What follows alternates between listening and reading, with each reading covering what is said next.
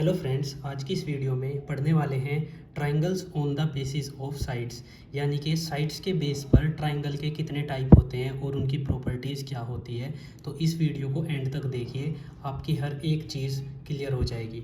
अब देखिए, हमारे पास साइड्स के बेसिस पर तीन टाइप के ट्राइंगल होते हैं, ठीक है। तो triangle one quad equilateral triangle, दूसरा होता है आइसोसेलेस और तीसरा होता है scalene triangle.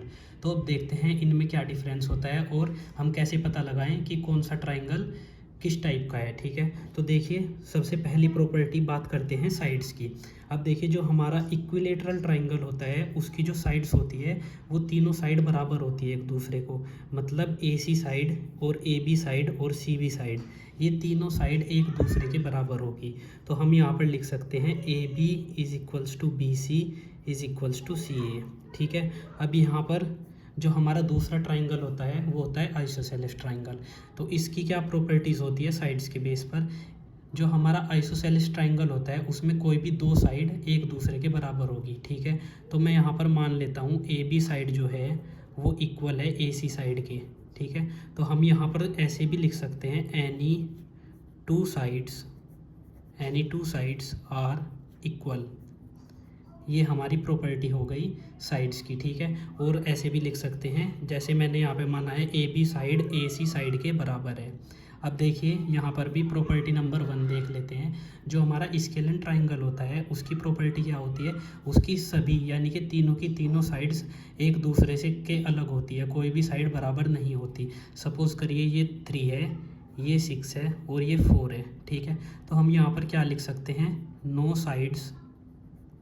No sides are equal. ये हमारी प्रॉपर्टी हो गई एक स्केलेन ट्राइंगल की। अब इनके एंगल्स की बात कर लेते हैं, ठीक है। तो प्रॉपर्टी नंबर 2 एंगल्स के बेस पर बात करते हैं। तो मैंने सबसे पहले हमें एंगल के बारे में एक चीज़ पता होनी चाहिए। अगर कोई साइड बड़ी है किसी ट्राइंगल में तो उसके सामने वाला एंगल बड़ा होगा।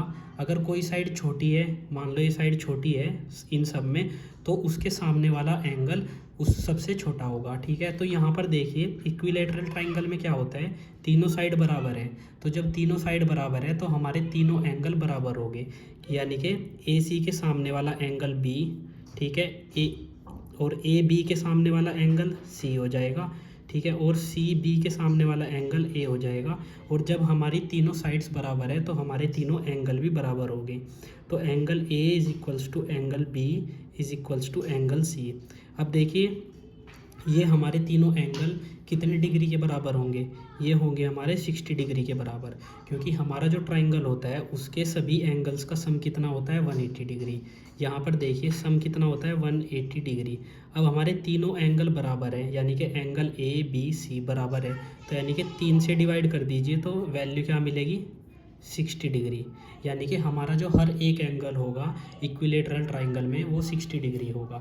अब बात करते हैं आइसोसेलेस ट्राइंगल की।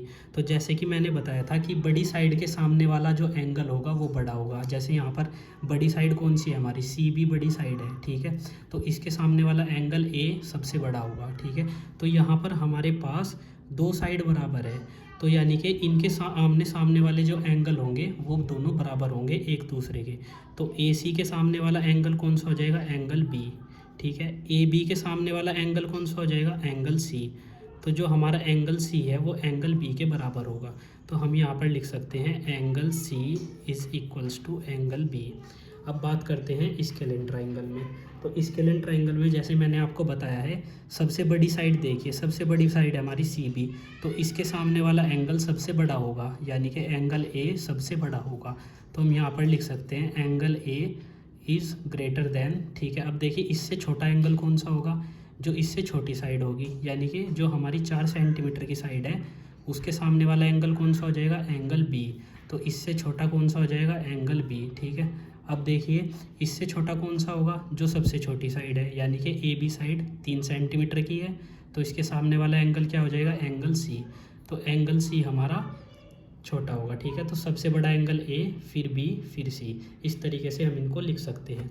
अब बात करते हैं तीनों की पेरीमीटर की, ठीक है। तीनों का पेरीमीटर हम कैसे निकाल सकते हैं। तो पेरीमीटर क्या होता है, पेरीमीटर होता है हर एक साइड का सम, या तो वो क्वाड्रिलेटरल हो या ट्राइंगल हो, कोई भी हमारा ट्राइंगल हो, अगर उसकी हम तीनों साइड को जोड़ दें तो हम उसका पेरीमीटर निकाल सकते हैं। ठीक है, तो यहाँ पर देखिए हमारे पास तीनों साइड हैं और तीनों साइड बराबर हैं। अगर मैं हर एक साइड को ए के बराबर मान लूँ, ठीक है, मान लो ये साइड हमारी ए हो गई, तो ये भी ए हो जाएगी और ये भी ए हो जाएगी। तो पेरीमीटर क्या होता है, तीनों साइड का sum, A plus A equals to 3a, यानी कि जो हमारा पेरीमीटर आ जाएगा वो आ जाएगा 3a।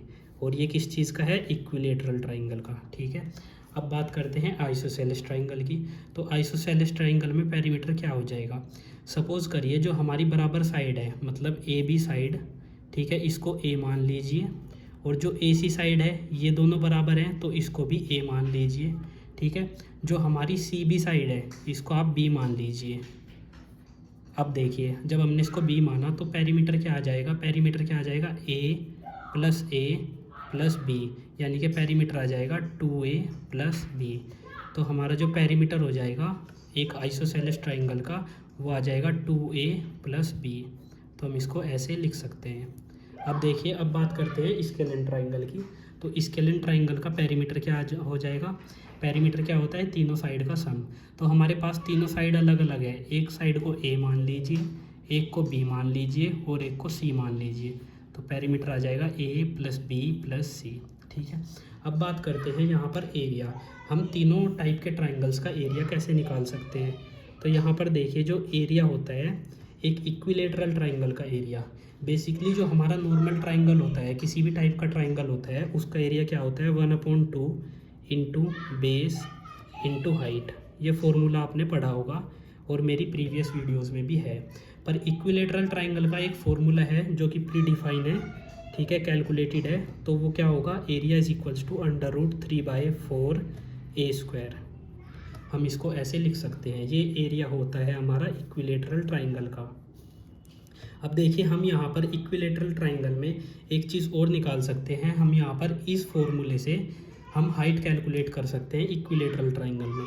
तो हाइट देखिए हमारी क्या होगी, अगर हम यहाँ से ए पॉइंट से एक परपेंडिकुलर ड्रॉ करें हम, ठीक है, परपेंडिकुलर ड्रॉ करते हैं हम बेस पर, बेस क्या है हमारा BC। ठीक है, तो यहाँ पर हमने परपेंडिकुलर ड्रॉ किया। तो अब देखिए इसको आप h मान लीजिए, यानी कि हाइट मान लीजिए h। अब हमें ये हाइट कैलकुलेट करनी है। तो यहाँ पर देखिए हम हाइट को कैसे कैलकुलेट कर सकते हैं। मैंने आपको बताया area is equals to 1/2 base into height.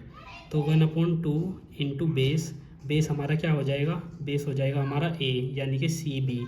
तो मैं यहाँ पर a लिख देता हूँ, इंटू h, हाइट को h मान लीजिए, इज इक्वल्स टू, अब देखिए ये भी एरिया है और ये भी एरिया है, तो इन दोनों को इक्वल रख दीजिए a² के। ठीक है, √3/4a² के। अब देखिए a से ये स्क्वायर कट जाएगा और इस 2 से ये 4 2 टाइम्स कट जाएगा। तो हमारी जो हाइट आ जाएगी वो क्या आ जाएगी, √3a/2। ये हमारी हाइट हो जाएगी एक इस इक्विलेटरल ट्राइंगल की। आई होप आपको समझ आया होगा कंसेप्ट। अब बात करते हैं आइसोसेलेस ट्राइंगल का एरिया क्या होता है। तो देखिए आइसोसेलेस ट्राइंगल का area 1/2 into base into height, यही फॉर्मूला होता है ट्राइंगल का एरिया निकालने का। तो 1/2 इंटू बेस हमारा क्या है b, ठीक है, b हो गया हमारा बेस, इंटू हाइट।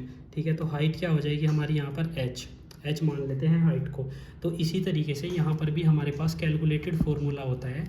तो मैं आपको डायरेक्ट कैलकुलेटेड फार्मूला बता देता हूँ। तो कैलकुलेटेड फार्मूला क्या होता है हमारा, b/4 अंडर रूट, ठीक है, 4a² माइनस b²। तो जो हमारा b है वो हमारी ये वाली साइड होती है जो कि इक्वल नहीं होती, और a हमारी कौन सी साइड होती है, जो इक्वल होती है। तो इसका एरिया का फॉर्मूला हो गया ये, आप इसको याद रखिए, हमारे कॉम्पिटिटिव एग्जाम्स में बहुत पूछा जाता है। ठीक है, इनका एरिया निकालने के लिए कहीं भी आ जाता है। अब देखिए एरिया की बात करते हैं स्केलेन ट्राइंगल में भी। तो स्केलेन ट्राइंगल का एरिया हम कैसे निकाल सकते हैं। तो स्केलेन ट्राइंगल का एरिया निकालने का फॉर्मूला होता है S into S minus A, ठीक है, S minus B into S minus C। अब ये A, B और C क्या है, हमारी साइड्स है। ठीक है, यहाँ पर देखिए A बी और सी तो हमारी साइड्स है, ठीक है। एक साइड ए हो गई, एक साइड बी हो गई, एक साइड सी हो गई। कोई सी भी मान लीजिए, आंसर पे फ़र्क नहीं पड़ेगा, किसी भी साइड को आप ए मानिए, किसी को भी बी मानिए और किसी को भी सी मानिए, ठीक है। अब देखिए यहाँ पर एस क्या है, ठीक है। तो एस होता है हमारा हाफ पेरीमीटर, मैं यहाँ पर लिख देता हूँ, एस होता है हमारा हाफ पेरीमीटर, ठीक है। हाफ पेरीमीटर का मतलब क्या है, A plus B plus C divide by 2, ये होती है हमारी एस की वैल्यू, ठीक है। आई होप आपके समझ आई होगी। तो सबसे पहले हमें एस की वैल्यू निकालनी होगी। जब हमारे पास एस की वैल्यू आ जाएगी तब हम इस फॉर्मूले में एस की वैल्यू पुट करेंगे और ए बी सी की वैल्यू पुट करेंगे तो हमारा एरिया निकल के आ जाएगा एक स्केल एंड ट्राइंगल में। आई होप आपको तीनों ट्राइंगल्स समझ आ गए होंगे विद प्रॉपर्टीज़, क्या डिफरेंस होता है, पेरीमीटर क्या होता है, एरिया क्या होता है। अगर आपको ये वीडियो अच्छा लगा तो प्लीज़ वीडियो को लाइक कीजिए और अगर आप हमारे चैनल पर नए हैं तो चैनल को सब्सक्राइब कीजिए। थैंक यू फ्रेंड्स, मिलते हैं नेक्स्ट वीडियो में।